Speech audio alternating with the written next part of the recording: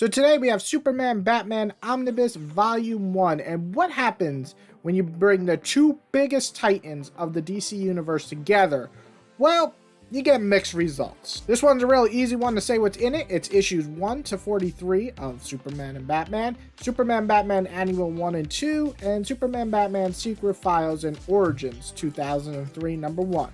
So very simple, it is just one long run. However, there are a lot of different writers and artists in this omnibus. And like always, omnibuses are always a little bit tough to rate because they're huge, meaning sometimes there's gold mines and sometimes they're just duds. But it's even harder when the entire omnibus has multiple creators in it, making it jarring in quality from one to another.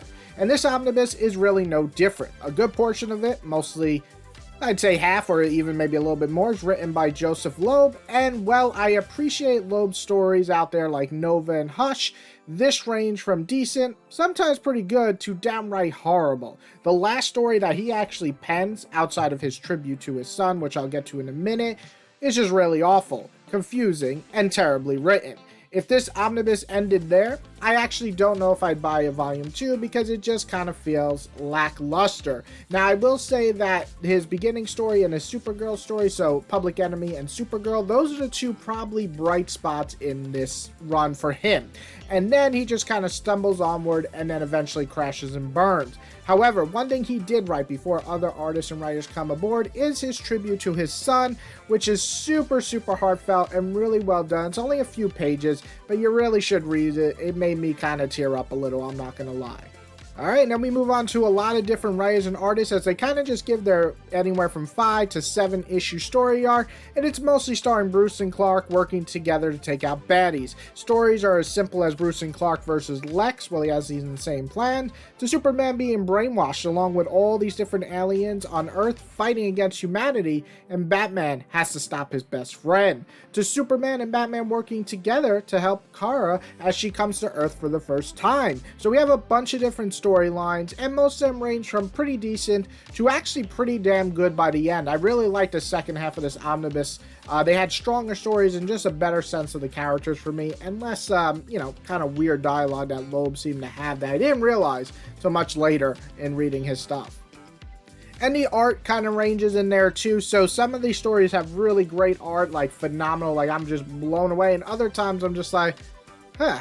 So that's an art design that they went with, and it just doesn't gel with characters like Batman and Superman. You kind of have to have the light and balance for both characters to work together, in my opinion. Having it too gritty just does not feel right with Superman, or having it too cartoonish just doesn't feel right for Batman, at least in my opinion. I don't think this is a great omnibus. I think it has moments of greatness, which I really like. I think it, you know, is borderline good. I have to say it's about a 2.5 out of 5. You know, it's decent. It has some good stories. I might push it to a 3 because the second half did pretty much impress me in terms of just keeping me entertained the whole time.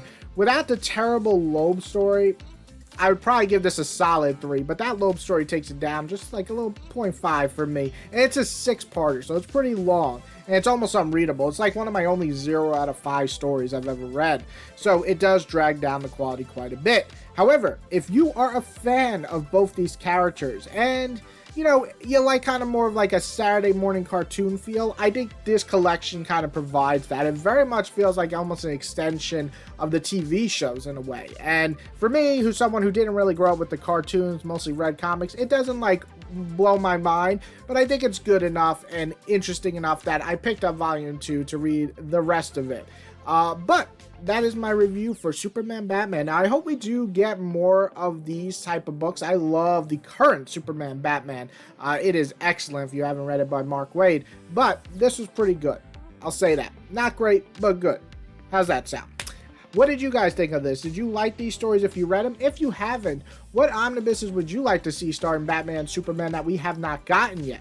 I hope you guys liked this review. If you did, hit that beautiful like button. If you love this, hit the subscribe button. I got more videos coming out. And everyone else, have a good day.